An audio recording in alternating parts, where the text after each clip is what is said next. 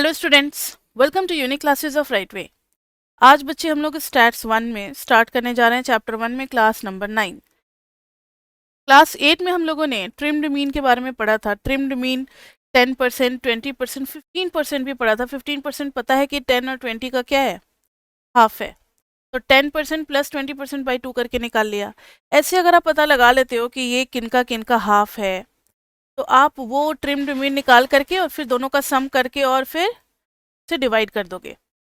ठीक है, लेकिन कभी कभी प्रॉब्लम आ जाता है समटाइम्स। जैसे एक एग्जांपल देखो, कभी कभी ऐसे नहीं पता लग पाता कि ये किनका किनका हाफ है, या किसका 1/3, किसका 2/3, ऐसे कुछ नहीं पता लग पाता। तो वहाँ पर हम लोगों को दूसरा मेथड करना होगा। शायद ये कॉलेज वाले आपको ना बताएं, हम लोग बता करके चलते हैं। अगर कॉलेज में कुछ और मेथड कराया होगा तो आप मुझे भेजना फोटो। ये आ गया, ये डेटा दिया हुआ, देखना कितना है, 3363910, n इज इक्वल टू 10 है। उन्होंने बोला कि अब आप ट्रिम्ड मीन निकालो 27%। तो बच्चे देखो, 27% का मतलब क्या हो गया, 27% ऑफ 10, यानी कि 2.7 डेटा को क्या करना है, रिमूव करना है। रिमूव फ्रॉम ईच साइड, दोनों साइड से क्या करेंगे, रिमूव करेंगे। अब 2.7 रिमूव करना थोड़ा सा मुश्किल काम है, ध्यान से देखो। 2, 4, 6, 7, 11, 21, 81, 90, 105, 121। 2.7 में एक बात तो क्लियर है कि 2 तो हट जाएगा, ये भी हट जाएगा, दो दो तो हट ही जाएंगे। लेकिन 0.7 कैसे हटाया जाए, 0.7 कैसे हटाया जाए। तो देखो, अगर 6 है तो इसका 0.7 रिमूव कर देना है, तो रखेंगे कितना, 0.3। अगर इस पूरे लेंथ को 1 मान ले, इस तरीके से आप समझो, तो 0.7 रिमूव कर देना और 0.3 रखना है। इधर में भी 0.7 क्या कर देना है, रिमूव कर देना है, और 0.3 क्या करना है, रखना है। तो ट्रिम्ड मीन का फॉर्मूला थोड़ा ऐसे इस तरीके से बचेगा। रिमेनिंग ऑब्जर्वेशन कितने होंगे, रिमेनिंग ऑब्जर्वेशंस होंगे 10 माइनस 2 इंटू 2.7। ये हो जाएगा 10 माइनस 5.4, आ जाएगा 4.6। हालांकि ऐसे कोई एग्जिस्ट नहीं कर सकता, क्योंकि ये हमेशा इंटीजर में आने चाहिए, लेकिन टेक्निकली हम लोग ऐसा कर सकते हैं कि 4.6 है। रिमूवल भी उसी तरीके से कर सकते हैं, फ्रैक्शन वाइज। तो अब देखो, इसका तो 0.3 रखना है ना, तो trimmed mean 27% is equal to 0.3 किसका रखना है, 0.3 किसका रखना है, 6 का रखना है, प्लस ये सारे टर्म्स तो रहेंगे। हाँ जी, तो 0.3 रखना है 6 का, 7 पूरा रखना है, एक मिनट, 7 पूरा रखना है, 7 प्लस, एक्सक्यूज मी, 7 हो गया 11 प्लस 21 प्लस 81, और फिर 0.3 किसका रखना है, 90 का रखना है। ये तो सम ऑफ ऑल दी ऑब्जर्वेशंस आ गया, और कितना ऑब्जर्वेशंस है हमारे पास, 4.6 है, तो 4.6 से डिवाइड कर देंगे। समझ में आई बात। इस तरीके से भी फ्रैक्शन वाइज ट्रिम्ड मीन निकाला जा सकता है, इस तरीके से भी फ्रैक्शन वाइज ट्रिम्ड मीन निकाला जा सकता है। ठीक है बच्चे, हाँ जी बोलो।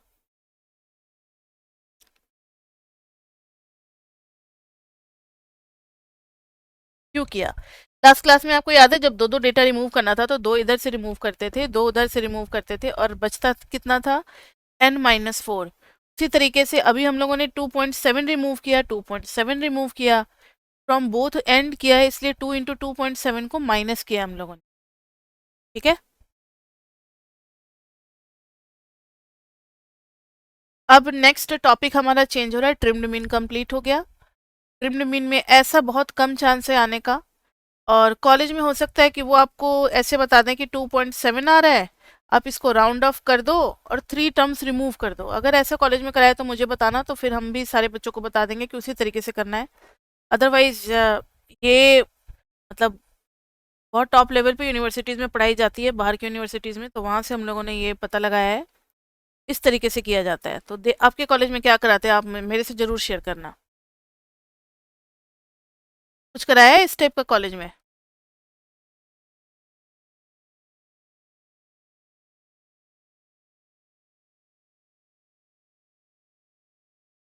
अच्छा, तब पहले वो सब करा रही हैं, फास्ट फास्ट करा रही होंगी। कैटेगोरिकल डेटा एंड, वो प्रोबेबिलिटी है तो इजी होता है इसलिए, ठीक है। Categorical data and sample proportions, sample proportions, तो ध्यान से देखो।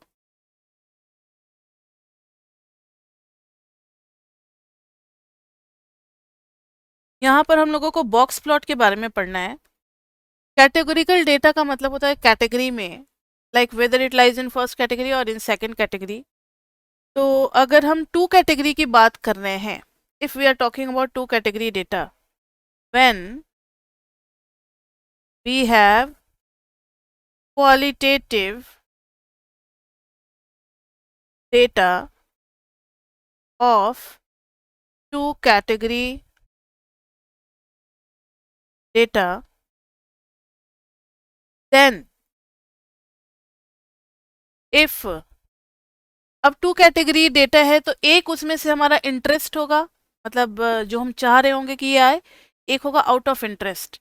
लाइक आप जब पॉइंट को टॉस करते हो, हेड आना अगर इंटरेस्ट है तो हेड आना क्या कहलाएगा, सक्सेस, और टेल आना क्या कहलाएगा, फेलियर। कभी कभी टेल आना भी सक्सेस हो सकता है। तो वो डिपेंड करता है कि आपका इंटरेस्ट किस चीज़ में, आप किस इवेंट को सर्च कर रहे हो। Then if our data, then if our data belongs to the category of interest, अगर हमारा डेटा कैटेगरी ऑफ इंटरेस्ट से बिलोंग कर रहा है,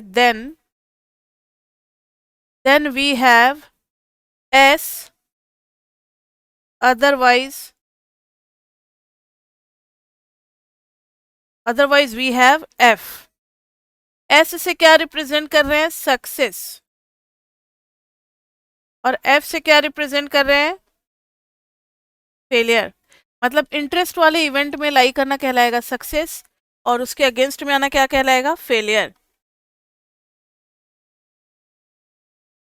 फिर है रिलेटिव फ्रीक्वेंसी, रिलेटिव फ्रीक्वेंसी और सैंपल प्रोपोर्शन। ये थोड़ा थोड़ा हमने कर लिया था, सैंपल प्रोपोर्शन जो हिस्टोग्राम में किया था ना, वही चीज है। Sample proportion in category one is, in category one जो कि हमारा इंटरेस्ट है, इज x बाई एन। मतलब सपोज करो x टाइम सक्सेस आया है, टोटल n टाइम इवेंट हुआ है, तो x आउट ऑफ n, और यही हमारा हो जाएगा प्रोबेबिलिटी। दूसरे कैटेगरी में कितना आ जाएगा, then in other category sample proportion आगे चल करके आपको पता लगेगा कि यही प्रोबेबिलिटी की तरफ हमें ले जाता है। सैंपल प्रोपोर्शन को ही हम प्रोबेबिलिटी मान लेते हैं। Then in other category what will be proportion, then in other category is 1 minus x by n. भाई जब फ्रैक्शन की बात करते हैं, प्रोपोर्शन की बात करते हैं, दो ही है तो दोनों का सम 1 होगा, तो एक का अगर पता है एक्स बाई एन तो दूसरा अपने आप क्या हो जाएगा, 1 माइनस एक्स बाई एन। एक अगर पता है कि 1/3 है, दूसरा 2/3 हो जाएगा। एक अगर 1/4 है तो दूसरा 3/4 हो जाएगा। उसी तरीके से एक अगर एक्स बाई एन है, दूसरा कैटेगरी में क्या हो जाएगा, 1 माइनस एक्स बाई एन। अब इससे रिलेटेड हम लोग एक एग्जाम्पल करेंगे। क्वेश्चन नंबर 41 है शायद, इसी के ऊपर है क्वेश्चन नंबर 41। निकालो तो जरा आप अपने बुक में क्वेश्चन नंबर 41, फर्स्ट चैप्टर का 41 निकाल लिया। ध्यान से सुनो। A sample of n is equal to 10 automobiles was selected. n is equal to कितना है, 10 automobiles was selected and each was subjected to a 5 mph crash test, miles per hour. mph stands for miles per hour. miles per hour is the speed of the car. Crash test मतलब एक wall होता है, factories में जब car बनती है, automobiles बनती है, तो उनका क्रैश टेस्ट करवाया जाता है। मतलब उस मॉडल को जो भी बनाए गए इंजीनियर ने, उसको जब हम लोग टेस्ट करते हैं कि इसको अब मार्केट में उतारा जाए या नहीं, उसके पहले उसका क्रैश टेस्ट करके सारा कुछ चेक करते हैं कि अंदर के पार्ट्स कितने मजबूत हैं, इस पे क्या इफेक्ट आता है, अगर टकराता है तो गाड़ी की एक्सीडेंट होती है तो भाई स्मूथली तो सारे गाड़ी रोड पे चल जाते हैं, लेकिन एक्सीडेंट के टाइम में किसका बिहेवियर कैसा होता है, दैट मैटर्स मच ना, से हमारा सेफ्टी होगा। तो क्रैश टेस्ट कराया जाता है। तो 5 mph क्रैश टेस्ट है, यानी क्रैश के टाइम में आप 5 mph का स्पीड मेंटेन करके करा रहे हो। Denoting a car with no visible damage, अब कार में अगर कोई विजिबल डैमेज नहीं है तो उसको हम लोग एस से रिप्रेजेंट कर रहे हैं। किससे रिप्रेजेंट कर रहे हैं? एस से, S for success. And a car with such damage by F, और अगर कार में कोई डैमेज है तो उसको किससे रिप्रेजेंट कर रहे हैं? एफ से रिप्रेजेंट कर रहे हैं। अब results were S S F S S S F F S S S S F S S S F F S S. ठीक है। What is the value of this sample proportion of success? पहला है sample proportion of success बोल रहे हैं, तो sample proportion of success is x by n. देखो तो एस कितनी बार आ रहा है? 1 2 3 4 5 6 7, और है 10, तो ये आ जाएगा 7/10। Replace each S with a 1 and each F with a 0। ठीक है, कर दिया रिप्लेस, 1 1 0 1 1। अब ये बाइनरी रिप्रेजेंटेशन हो जाएगा। आगे चल करके पढ़ोगे बाइनरी रैंडम वेरिएबल, चैप्टर 3 में पढ़ोगे तो वहां बताएंगे। Replace each S with 1 and each F with 0, then calculate mean for this numerically coded sample. अब देखो इसका मीन निकालो तो मीन कितना आ जाएगा? 1 + 1 + 0 + 1 + 1 + 1 + 0 + 0 + 1 + 1। y क्या आ जाएगा बताओ? 10। तो ये आ जाएगा 7/10, दैट इज 0.7। ये पता है आपको क्या समझाने की कोशिश कर रहे हैं इस क्वेश्चन में? कि आप जो सक्सेस का जो प्रोपोर्शन निकालते हो, और अगर उसको बाइनरी रैंडम वेरिएबल में कन्वर्ट कर देते हो 1010 में, उसका जो मीन निकालते हो दोनों सेम होता है। अगर कोडिंग कर देते हो हर इवेंट के लिए, सैंपल के सक्सेस के लिए अगर कोड 1 लगा देते हो, फेलियर के लिए 0 लगा देते हो, तो उसका एवरेज जो है वही प्रोपोर्शन देगा। This numerically coded sample, how does this x bar? तो we got that x bar is equal to x by n। समझ में आ गई बात? तो कोडिंग करके भी एवरेज हम लोग निकाल सकते हैं, वो सैंपल प्रोपोर्शन के इक्वल ही आएगा। नेक्स्ट है, suppose that it is decided to include 15 more cars in the experiment. पहले तो 10 है ही, 15 और ला रहे हैं, अब कितने हो जाएंगे? 25। How many of these would have to be S to give x by n is equal to 0.80? बहुत सिंपल है, n इज इक्वल टू 25 है और x बाई n को मेंटेन करना है 0.80। x की वैल्यू निकालनी है, तो x इज इक्वल टू कितना आ जाएगा? 25 इंटू 0.80। भाई 25 8 जा 200 होता है, एक और 0 आ गया और फिर दिस, तो 20 आ गया। यानी 25 में से 20 टाइम्स सक्सेस होना चाहिए। पहले से कितना है? पहले से 7 है। अर्लियर वी हैव 7 सक्सेस, तो अब नए वाले में कितना आना चाहिए? So in new group of cars कितने सक्सेस होने चाहिए? So in new group of cars 13 success should be there. 13 success should be there. ठीक है, 13 सक्सेस होने चाहिए। समझ में आ गई बात?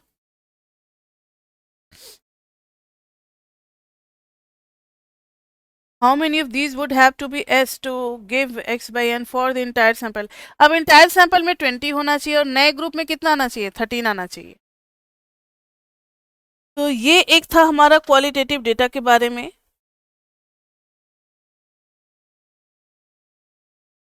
अब नेक्स्ट हम लोग करने चल रहे हैं बॉक्स प्लॉट। तो राइट डाउन नेक्स्ट टॉपिक भी बॉक्स प्लॉट। बॉक्स प्लॉट करेंगे। बॉक्स प्लॉट में क्या होगा कि थोड़ा सा इसके बारे में थ्योरी लिखो। बॉक्स तो जरूर बनाएंगे जब भाई, जब बॉक्स नाम है तो बॉक्स बनेगा जरूर, लेकिन उस बॉक्स का लेफ्ट और राइट क्या बताएगा, कुछ ऐसे हैं तो इन सबको देखना पड़ेगा थोड़ा। इट डिस्क्राइब्स, अभी थोड़ा हटाने दो। इट डिस्क्राइब्स सेंटर, मतलब सेंटर में कौन सा डेटा है, मतलब एवरेज बताएगा। स्प्रेड मतलब कितना डेटा का फैलाव है, सेंटर से कितना ज़्यादा दूर जा रहा है। Centre, spread, extent and nature of departure, extent and nature of departure from symmetry outliers, इन सब के बारे में बताता है कौन, बॉक्स प्लॉट। कौन बताता है, बॉक्स प्लॉट। अभी एक क्वेश्चन करेंगे तो सब कुछ क्लियर हो जाएगा। Even a single outlier, even a single outlier can drastically affect the values of mean and s. So box plot uses fourth spread.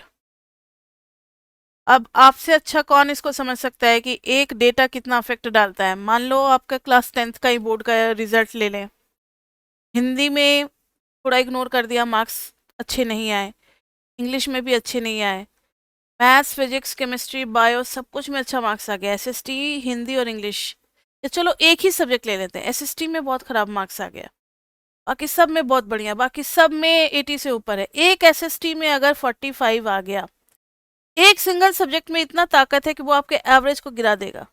सब में 90 से ऊपर था, लेकिन एक सिंगल सब्जेक्ट आपको 70s में लेता आएगा। तो वही यहाँ पे लिखा हुआ है कि एक भी आउटलायर होगा तो पूरे एवरेज को काफी ज्यादा अफेक्ट कर देगा।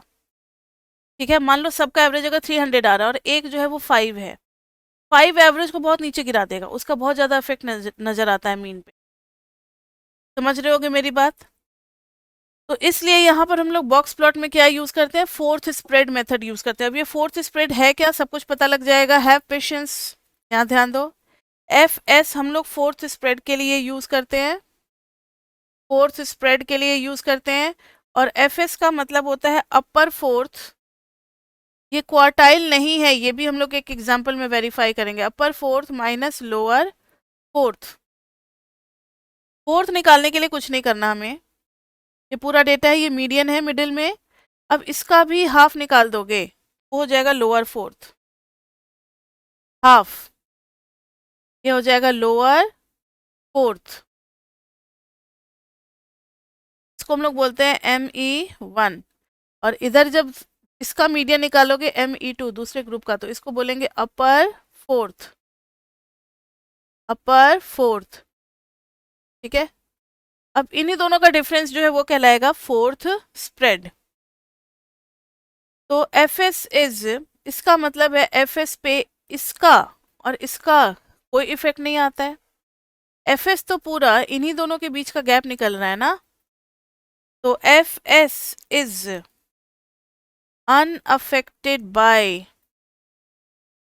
unaffected by lower 25% and upper 25%।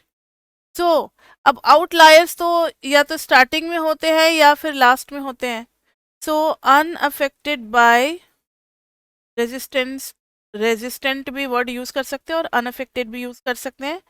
Resistant, एक minute, resistant to outliers.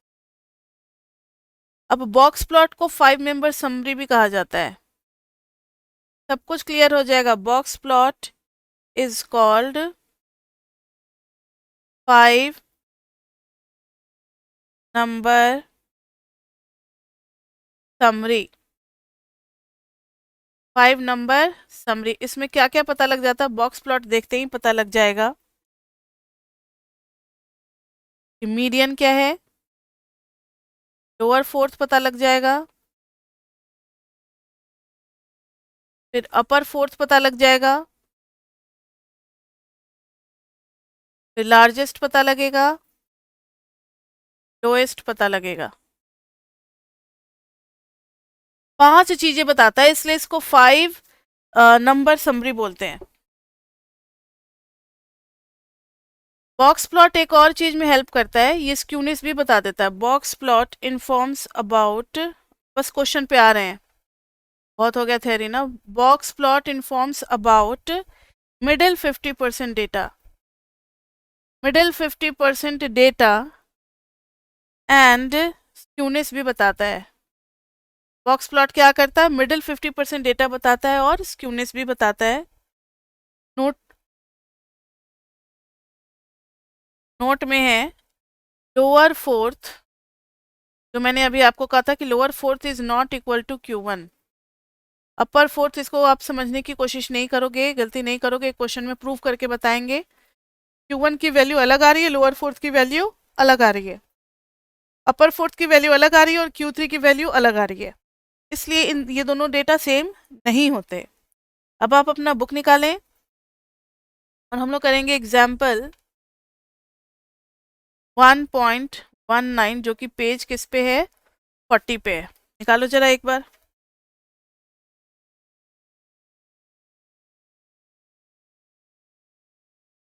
Thirty six, 37, 38, 39, 40, 40 पे मिल गया।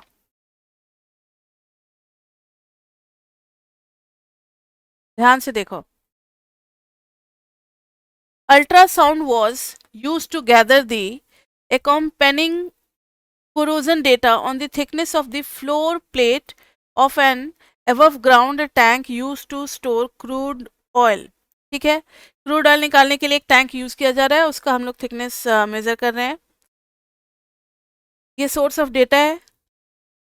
Each observation is the largest pit depth in the plate. Plate में कितना बड़ा होल हुआ है, कितना बड़ा लार्जेस्ट पिट बना है, वो देखा जा रहा है, expressed in milli inch. Data है हमारे पास, कौन कौन सा डेटा है, क्या ये असेंडिंग में है, हाँ जी, 40, 52, 55, 60, 70, 75, 85, 85, 90, 90। अरे यार, ये तो मोबाइल नंबर जैसा दिख रहा है, रुक जाओ, थोड़ा गैप के बाद लिखना पड़ेगा। 40, 52, 55, 60, 70, 75, 85, 85, 90, 90। इसके बाद से है, डेटा को ऐसे लिख रहे हैं ताकि पोजीशन पता लगे, लेफ्ट हाफ में और हाफ राइट का अलग अलग लिख रहे हैं। 90, फिर है 92, 94, 94, फिर है 95, 98, 100, 115, 125, 125। कितने डेटा है जरा काउंट करना, 1 2 3 4 5 6 7 8 9 10 11 12 13 14 15 16 17 18 19। 19 है ना, n इज इक्वल टू 19 है। हेलो,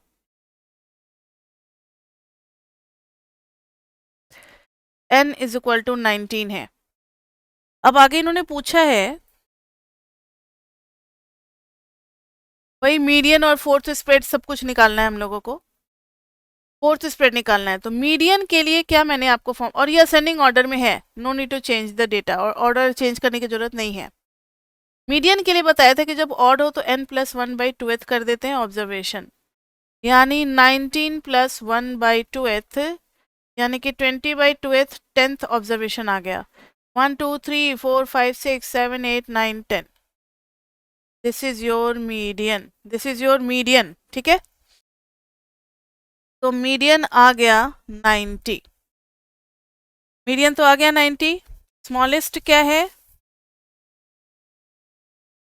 5 मेंबर डेटा है तो स्मॉलेस्ट और लार्जेस्ट तो बता ही सकते हो। स्मॉलेस्ट क्या है? 40। लार्जेस्ट क्या है? लार्जेस्ट है 125। उसके बाद से हमें ये निकालना है lower fourth. Lower fourth, lower fourth के लिए जो बच गया, ध्यान से सुनो, 19 है तो 19 में मिडिल वाले को छोड़ दो, ये इतना एक डेटा हुआ, मिडिल को छोड़ दिया हमने, और ये इतना एक डेटा हुआ। पहले येलो वाले का मीडियन निकालो, फिर ब्लू वाले का मीडियन निकालना। तो येलो वाले में कितना नंबर है? येलो वाले में है 1 2 3। अच्छा 90 दोनों में इंक्लूड होगा या नहीं होगा? हाँ जी 90 शायद इंक्लूड होगा दोनों में। एक मिनट देखने दो जरा।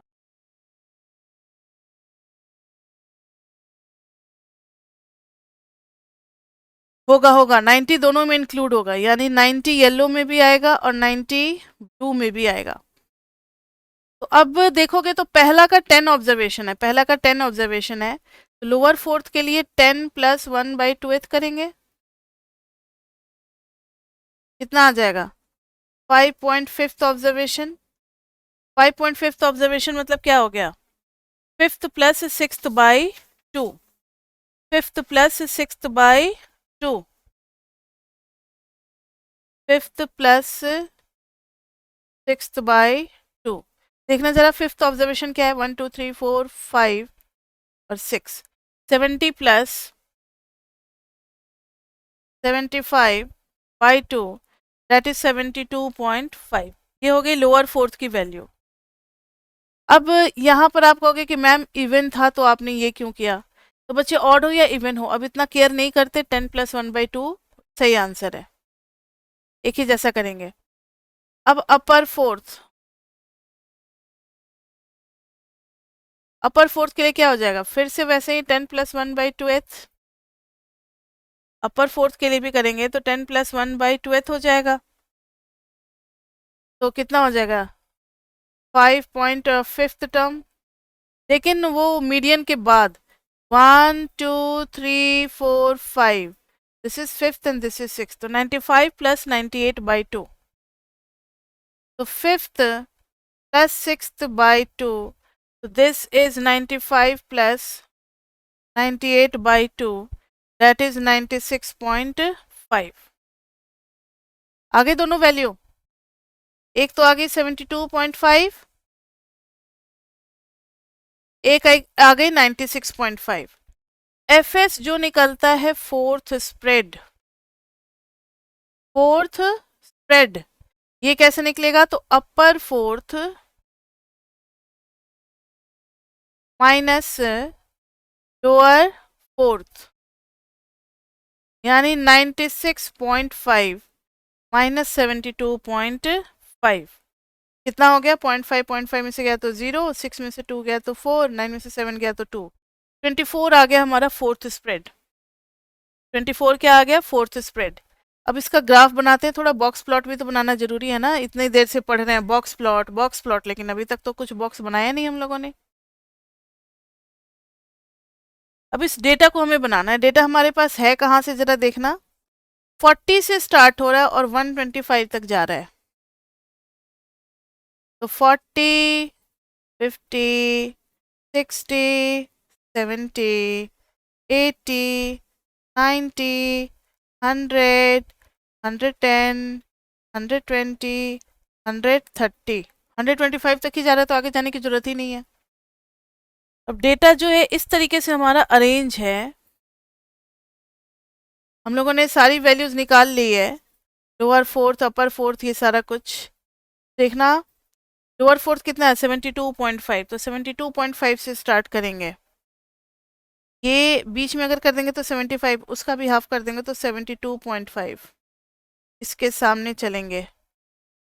उसके बाद से उधर है 96.5, तो ये हो जाएगा 95 96.5 प्लस आगे, ये हो गया 96.5।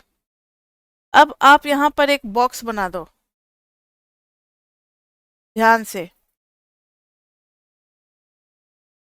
इसके जो डेटा है वो इधर अपना डेटा होंगे 40 से यहाँ तक रेंज के लिए, और यहाँ से 125 तक। समझ में आ रही है बात? अब देखो ये जो बॉक्स बनाया है हमने, येलो कलर का जो बॉक्स, इस बॉक्स पे कंसंट्रेट करो। तो मीडियन कहाँ है हमारा? मीडियन कहाँ था बच्चे? 90। तो मीडियन देखो ना, मीडियन यहाँ आ रहा है। समझ में आ रही है बात? ये जो एक लाइन बनाते हैं बॉक्स में, वो मीडियन का लाइन होता है। ऑटोमेटिकली सबको पता है कि बॉक्स प्लॉट में एक लेफ्ट बाउंड्री होगा, एक राइट बाउंड्री होगा। लेफ्ट बाउंड्री हमेशा लोअर फोर्थ को बताएगा। That means this line is representing lower fourth. जो स्टार्टिंग होगा बॉक्स का वो लोअर फोर्थ होगा, जो एंड पॉइंट होगा स्ट्रेट लाइन वर्टिकल लाइन ये अपर फोर्थ के बारे में बताएगा, अपर फोर्थ। और जो बीच में एक लाइन स्केच करेंगे वो मीडियन के बारे में बताएगा। अब मुझे बताओ कि अगर मीडियन बहुत दूर है तो ग्राफ कुछ ऐसा नहीं बनेगा, लाइक दिस। इधर तो बड़ी जल्दी अपर फोर्थ मिल जा रहा है, इधर ज्यादा दूर जाकर के लोअर फोर्थ मिल रहा है, तो ग्राफ इज कैसा स्क्यूड है? नेगेटिवली स्क्यूड है। इसका फोर्थ स्प्रेड भी अब आप पता लगा सकते हो। यहां से यहां तक का जो लेंथ होगा that is your fourth spread. ये कितना है फोर्थ स्प्रेड का लेंथ? 24 है। तो this much is F S is equal to 24। ये बन गया हमारा बॉक्स प्लॉट। और इधर हमने जो डेटा का जो भी वेरिएबल यूज किया था, डेप्थ निकाला था ना, तो डेप्थ हो गया, बॉक्स प्लॉट बन गया। तो इस बॉक्स प्लॉट से काफी कुछ क्लियर हो जाता है। क्या क्या हमने लिखा था देखो तो जरा, सब कुछ क्लियर है क्या? लोअर फोर्थ पता लग रहा है? बॉक्स प्लॉट अगर आपको बना हुआ मिल जाए तो आप बता दोगे ना कि ये कहाँ पे मैच कर रहा है, ये कहाँ पे मैच कर रहा है। लोअर फोर्थ अपर फोर्थ बता दोगे। बीच वाला लाइन कहाँ पे जा रहा है वो हमारा मीडियन हो जाएगा। ठीक है, मीडियन हो जाएगा। और उसमें ना ऐसे आता हुआ दिखेगा आपको, अगर ग्राफ आपको दिया हुआ ना तो उसमें पता लग जाएगा क्लियरली कि कहाँ पर टच कर रहा है। इतनी दिक्कत नहीं होगी 96.5 ये सब पता लगाने में। थोड़ा ब्रॉड करके स्केल दिया होगा तो पता लग जाएगा। मीडियन पता लग गया, उसके बाद से फिर हमारा क्या, सबसे छोटी वैल्यू भी पता लग गई, ये जहाँ पे खत्म हो रहा है। सबसे बड़ी वैल्यू भी पता लग गई, 5 वैल्यू तो बॉक्स प्लॉट बता ही दिया, और साथ ही साथ स्क्यूनेस भी बता दिया। क्लियर बच्चे?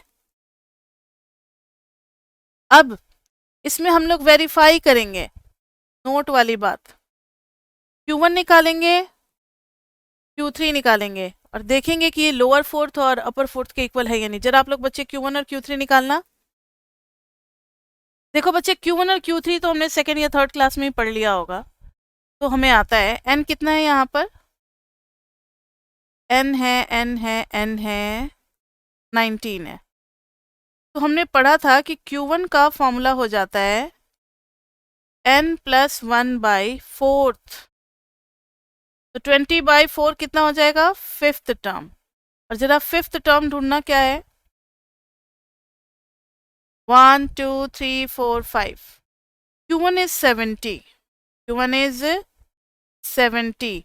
और ध्यान में रहे कि ये 72.5 के इक्वल नहीं है, क्योंकि हमारा जो लोअर फोर्थ आया था, लोअर फोर्थ क्या था? 72.5 था। तो 70 आ रहा है हमारा lower quartile, but that is not equal to lower fourth. Lower fourth की वैल्यू अलग और क्वार्टाइल की वैल्यू अलग है। ये एक बार क्वेश्चन में कर लेते हैं ना तो हमेशा के लिए माइंड में सेट हो जाता है। वैसे ही अपर क्वार्टाइल निकालते हैं Q3। Q3 is 3 into n+1/4 term, यानी कि 15th टर्म। 15th टर्म जरा ढूंढते हैं बच्चे। यहाँ तक तो ये तो 10th था ना, 11 12 13 14 15 95, and that is not equal to 96.5। 95 which is not equal to 96.98 आ रहा है क्या? मैंने बोला 98। कौन सा निकालना है? 15th term, 10 11 12 13। अच्छा 98 आ रहा है, हाँ सही है, 98 आ रहा है, and that is not equal to 96.5। ये अब हमेशा के लिए सेट हो गया दिमाग में।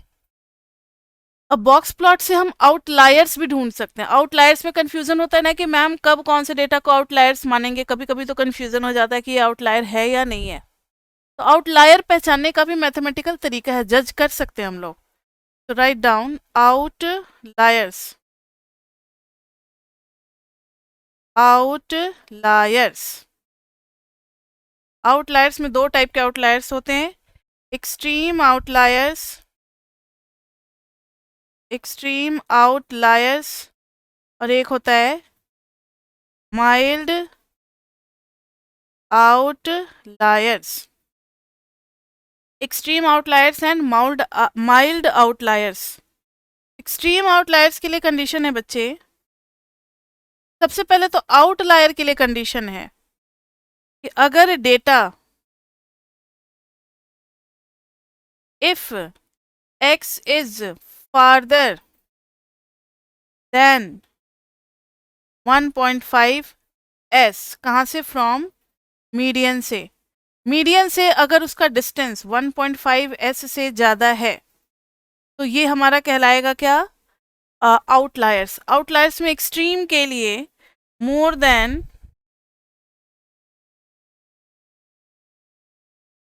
अच्छा ये अभी फ्रॉम मीडियन मत लिखो, बस 1.5 s से ज़्यादा होगा तो ये आउटलायर्स कहलाएगा।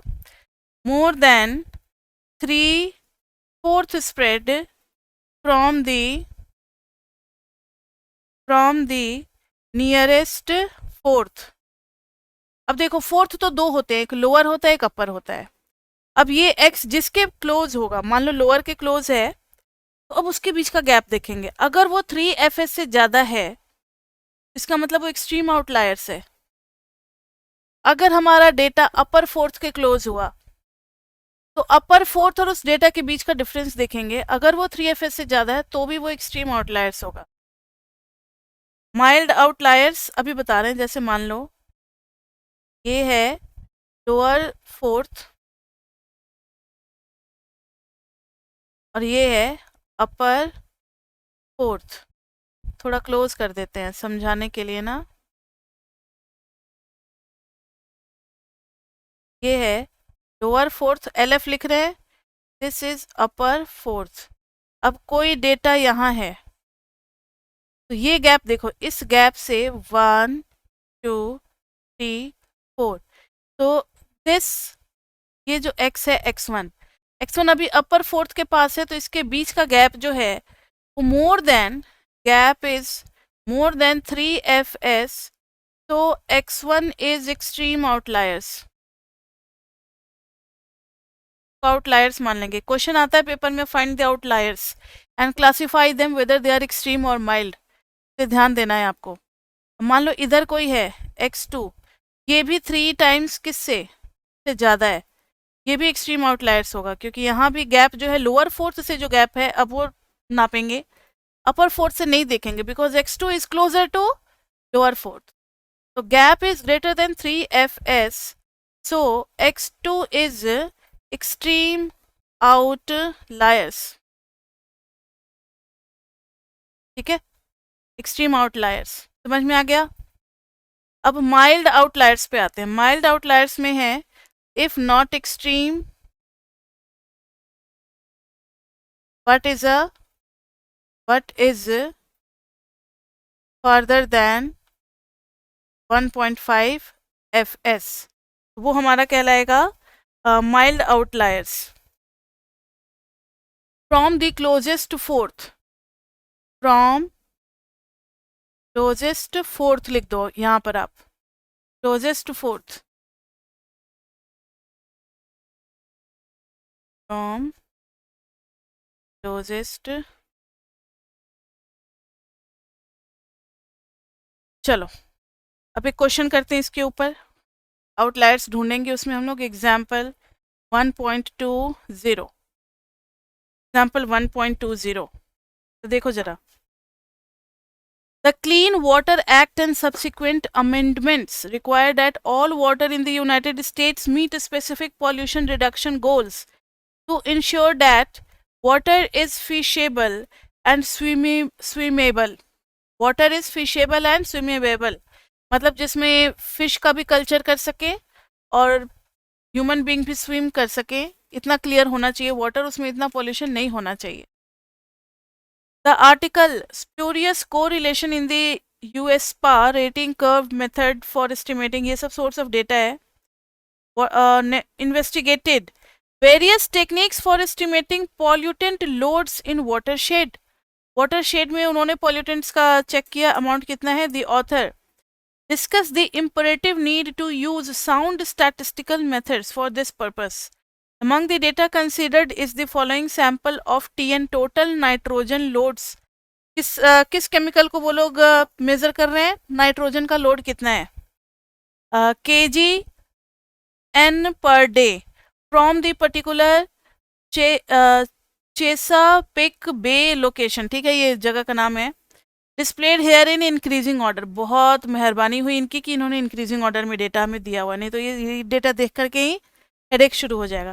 वैसे डेटा पे आपको ज़्यादा ध्यान नहीं देना, एग्जाम में आएगा तो 8-10 डेटा ही होंगे, ज़्यादा नहीं होंगे। डेटा दिया हुआ है हमें, रेलिवेंट समरी क्वांटिटीज आर, अब इस डेटा का सब कुछ हमें निकालना है। मीडियन निकालना है, लोअर फोर्थ, अपर fourth, fourth spread, 1.5 FS, 3 FS, सब कुछ निकालना है। ठीक है, तो फिर से वैसे ही हम लोग करेंगे। डेटा को पहले अरेंज कर देंगे। कितना डेटा है, काउंट करना, 1 2 3 4 5 6 7 8, 1 2 3 4 5 6 7, 8 7 जो 56 और 1 57, तो n is equal to 57 data है हमारे पास से।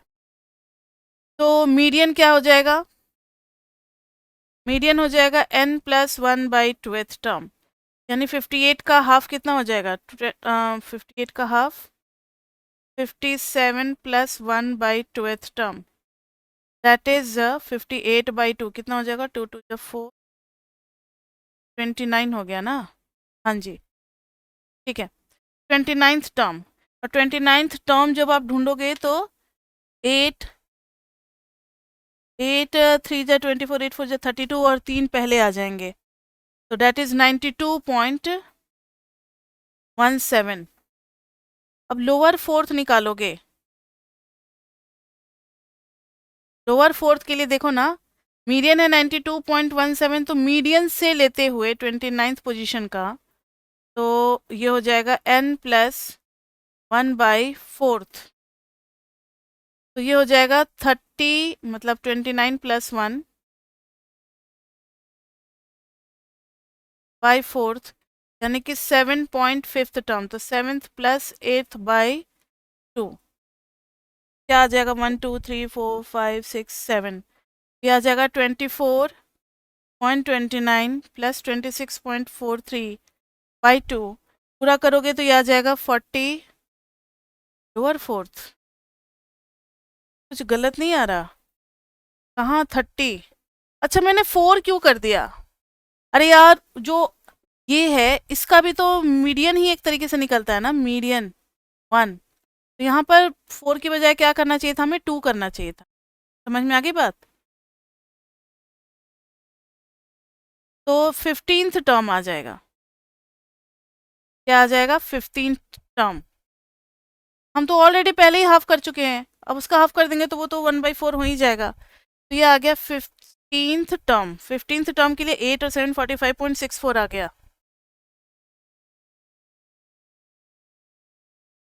उसी तरीके से अपर फोर्थ निकालेंगे, अपर फोर्थ हमारा निकल जाएगा 167.79। अब ध्यान से सुनो, फोर्थ स्प्रेड निकालेंगे, अपर फोर्थ माइनस लोअर फोर्थ, कितना हो जाएगा, 167.79 में से माइनस करेंगे 45.64, फोर्थ स्प्रेड आ जाएगा 122.15। अब क्राइटेरिया है चेक करने के लिए 1.5 FS निकाल रहे हैं और फिर 3 FS भी निकालेंगे, डिस्टेंस को कंपेयर करने के लिए ना, डिस्टेंस को कंपेयर करने के लिए दोनों निकालेंगे, 1.5S और 3 FS। 1.5S बच्चे आ जाएगा 1.5 इंटू 122.15, दैट इज 183.225। इधर आ जाएगा 3 इंटू FS, FS कितना है, 122.15, दैट इज 366.45। ये आ गया 1.5 FS और 3 FS।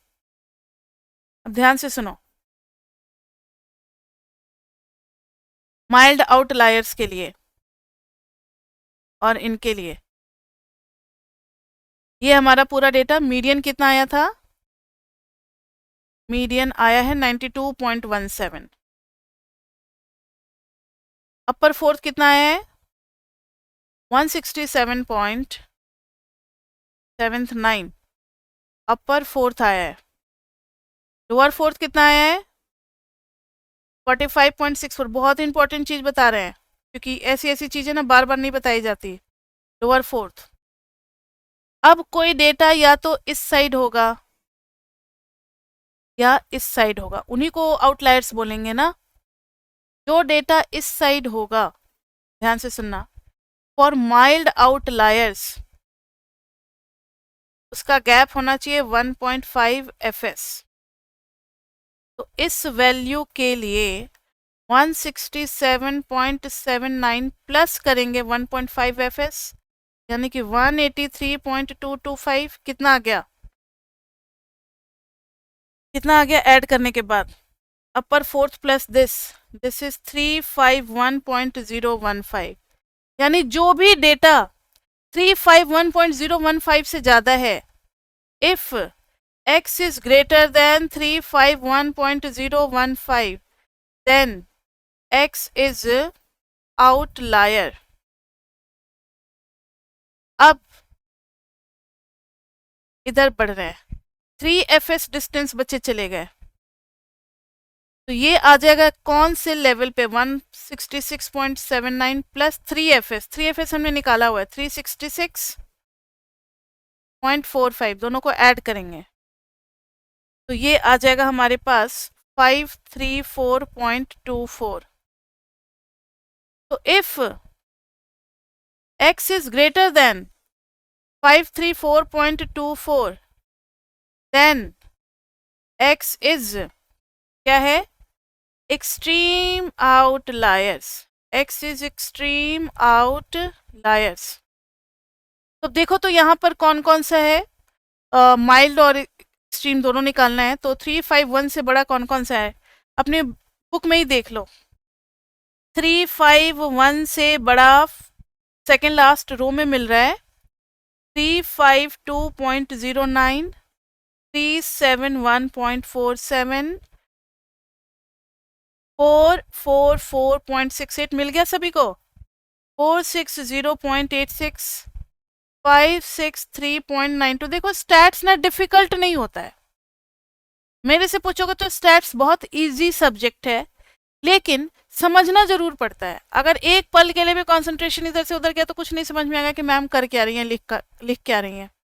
मतलब अगर चीजें एक बार क्लियर हो गई तो बार बार क्लियर करने की जरूरत नहीं है। क्वेश्चन भी बहुत ज्यादा चेंज करके नहीं दे सकते, इससे बाहर क्या देंगे।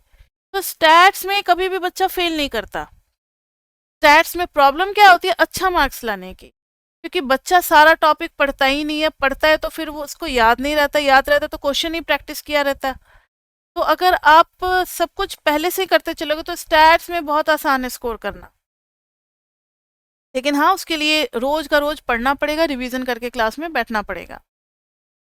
563.92, 690.11, 826.54 और एक और है 1529.35, जिसमें से एक्सट्रीम आउटलायर्स इससे ऊपर के वैल्यूज होंगे। अब 534 से ऊपर की वैल्यूज कौन कौन सी हैं? एक्सट्रीम आउटलायर्स आर ये है, ये है, ये 4 वैल्यूज आर एक्सट्रीम आउटलायर्स। 563.92, फिर है 690.11। ये तो हमने सिर्फ अपर फोर्थ के साथ काम किया है ना, ऐसा ही सेम लोअर फोर्थ के साथ भी करना होगा। 1529.35, ऐसा ही काम आपको किसके साथ करना है? लोअर फोर्थ के साथ भी करना है। तो उसको होमवर्क में दे दे, समझ में आ गया क्या करना है। ये मीडियन है, फिर एक लोअर फोर्थ आएगा, लोअर फोर्थ आएगा, लोअर फोर्थ से भी आप माइनस करोगे, लोअर फोर्थ माइनस 1.5 fs, फिर एक माइनस करोगे लोअर फोर्थ माइनस 3 fs, और इससे अगर कोई इधर है तो एक्सट्रीम आउटलायर्स, और अगर इसके बीच में है तो माइल्ड आउटलायर्स। ठीक है, तो ये आपको पता लगाना है कि कौन कौन से माइल्ड और कौन कौन से एक्सट्रीम है। तो ऐसा क्वेश्चन आ सकता है बच्चे पेपर में। अब है कॉम्परेटिव बॉक्स प्लॉट। दो बॉक्स प्लॉट होंगे, दोनों को कंपेयर करना होगा, दो बॉक्स प्लॉट को कंपेयर करना होगा। तो ये आज का लास्ट टॉपिक है, ये लिख लो। इसके लिए नेक्स्ट मीटिंग में नहीं जाएंगे, नेक्स्ट मीटिंग में 1.1 का थियोरी चलेगा, वो पीडीएफ में थियोरी सारे नोट होंगे, वहाँ पे मुझे एक्सप्लेन करना पड़ेगा। तो comparative box plot, comparative box plot में आप देख सकते हो कि आपको 1.21 में दिया हुआ है question, example 1.21। In recent years, some evidence suggests that high indoor radon concentration may be linked to the development of childhood cancers, but many health professionals remain unconvinced. A recent article presented the accompanying data on radon concentration in two different sample of houses. दो अलग अलग house के sample लिए गए हैं, उसमें radon concentration देखा जा रहा है। The first sample consisted of houses in which a child diagnosed with cancer had been residing. First sample में वैसे हाउस को लिया गया जिसमें कैंसर वाले बच्चे थे। House in the second sample had no recorded case of childhood cancer. मतलब पहले वाले में कैंसर का तो रिकॉर्ड हो चुका है, दूसरे वाले में पता नहीं है, कैंसर हो भी सकता नहीं भी हो सकता है। रिप्रेजेंट अ स्टेम एंड लिफ डिस्प्ले ऑफ द डेटा। अब देखो स्टेम एंड लिफ डिस्प्ले भी अलग अलग को एक साथ लिखा जा सकता है। फर्स्ट कैंसर, दूसरा नो कैंसर। देखो जरा, स्टेम एंड लिफ डिस्प्ले में दिया हुआ है, इधर है 96833795, बीच में है 0, इधर है 95768397678993, फिर है 186। अब आप समझ गए होंगे, और इधर है 1227 dot dot dot dot dot. इसका मतलब है अगर आप गौर से देखोगे, 0 को इन सब के साथ, और इसमें लिखा भी हुआ है स्टेम में है 10th डिजिट और लीफ में है 1st डिजिट। स्टेम में क्या है, 10th डिजिट है, और लीफ में क्या है, 1st डिजिट है। इसका मतलब है कि इधर में है 10th डिजिट और 1st डिजिट, तो इधर में है 9 6 डेटा 8 3, ये परसेंटेज में ये क्या है, data represent system and lift. एक minute. The first sample consisted of a house in which a child diagnosed with cancer had been residing. Houses in the second sample, और ये रिकॉर्ड क्या कर रहे हैं, रिसेंट आर्टिकल, रेडॉन कॉन्सेंट्रेशन की बात हो रही है, हाई इंडोर, ठीक है, 3795 कॉमा, अब 1 के साथ 1816 0718150। अब आप समझ गए होंगे, 18 1 के साथ 18, 1 के साथ 16, 1 के साथ 10, समझ गया ना, dot dot dot dot dot. फिर नेक्स्ट में आएगा 2 के साथ 1 2 3 0 2 7 3 1, 2 वाले में स्टार्ट होगा तो 2 1 22 2 3 लाइक दिस वे। वैसे ही इधर भी स्टार्ट होगा तो 9 5 7 6 डॉट डॉट डॉट डॉट 3, फिर 1 के साथ तो 11 12 12 17 dot dot dot dot dot. तो ये सारे डेटा आपको पता लग गए दोनों साइड के। अब इन्होंने कहा है numerical summary quantities are as follows. इन्होंने सबका निकाल करके दिया हुआ है, कैंसर वाले का और नो कैंसर वाले का बॉक्स प्लॉट बना करके फिर हम लोग कंपेयर करेंगे। पहले दिया हुआ है मीन, फिर दिया हुआ है मीडियन, फिर दिया हुआ है एस, और फिर दिया हुआ है F S. S means standard deviation 22.8 19.2। अब आप कहोगे मैम मीन की तो ज़रूरत नहीं होती, लेकिन ये जो सॉफ्टवेयर है इसमें यही प्रोग्रामिंग किया गया कि यही 4 वैल्यू देंगे, इसलिए दे रहे हैं आपको, जिसकी जिसकी ज़रूरत है आप उस डेटा को अपना सेपरेट कर लो। समझ में आ गई बात? जरूरी नहीं कि हर चीज जो दिया रहे स्टैट्स में सबका यूज करना ही हो क्वेश्चन में, सेलेक्टिवली हम किसी किसी का यूज कर सकते हैं। अब दोनों का बॉक्स प्लॉट बनाएंगे एक ही में, ध्यान से देखो। नो कैंसर वाले का मीडियन कितना है 16 और उसका है 12। तो नो कैंसर वाले का बनाया बॉक्स प्लॉट,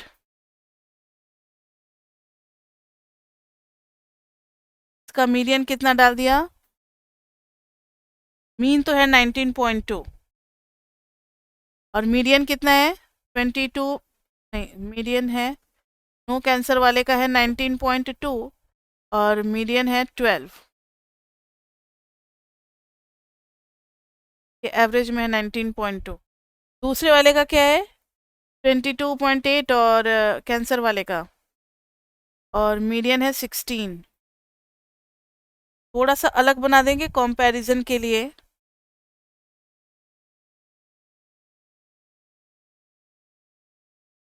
का हो जाएगा 22.8 मीन और इधर हो जाएगा 16, ठीक है, ये है 16। FS है 11.0, वो तो खैर बाद की बात है। अब इसमें कंपेयर करना है कौन सा ज़्यादा सिमेट्रिकल आपको लग रहा है, contradicted by the fourth spread again the observation extreme outliers culprit, ठीक है। इसमें कोई एक्सट्रीम आउटलायर्स है या नहीं ये सब हमें कंपेयर करना है, और there is no distinction between mild and extreme outliers, ठीक है। अब सब कुछ आउटलायर्स आपको दोनों का निकाल निकाल करके और कंपेयर करना है, आउटलायर्स कंपैरिजन करेंगे और सिमेट्रिसिटी भी कंपैरिजन करेंगे, मतलब दो दो बॉक्स प्लॉट के साथ काम करके और फिर कंपैरिजन करेंगे कि किस में कितने आउटलायर्स हैं। आउटलायर्स का इफेक्ट होता है ना मीन पे, इसलिए आउटलायर्स को हम लोग देखेंगे। मीडियन तो लगभग लगभग सेम ही आ रहा है, तो इसमें सिर्फ कंपेयर ही करना, कुछ ऐसा दिया नहीं हुआ है कि कौन सा ज़्यादा है कौन सा कम है, ऐसा कुछ नहीं दिया हुआ है। तो कंपेयर करके लिखेंगे कि किसमें किसमें कितना कितना आउटलायर्स है और किसमें कौन सा नहीं है, ये सब बताएंगे। इस तरीके से दो दो बॉक्स प्लॉट के बीच में भी क्वेश्चन बना करके दे सकते हैं वो। अब क्या क्वेश्चन होगा तो एग्जाम में ही आएगा, बाकी सारा कॉन्सेप्ट हमारा क्लियर है। तो यहीं तक है बच्चे आपका चैप्टर 1 के बाद तो हमारा ये कंप्लीट होता है चैप्टर 1। 1.1 सेक्शन रह गया जो कि नेक्स्ट क्लास में हम लोग करेंगे। नेक्स्ट क्लास का नंबर क्या होगा बच्चे, आज कौन सा था, 8th था या 9th था, 9th था। Next class will be 10th chapter 1, जिसमें हम लोग सेक्शन करेंगे 1.1, जिसमें सैम्पल क्या होता है, पॉपुलेशन क्या होता है, डिस्क्रिप्टिव स्टैटिस्टिक्स, इन्फ्रेंशियल स्टेटमेंट, ये सब के बारे में हम लोग पढ़ेंगे नेक्स्ट क्लास में, ठीक है। तो अभी तक के लिए बच्चे इतना ही, फिर मिलते हैं हम लोग नेक्स्ट क्लास में, तब तक के लिए बाय बाय बाय बाय।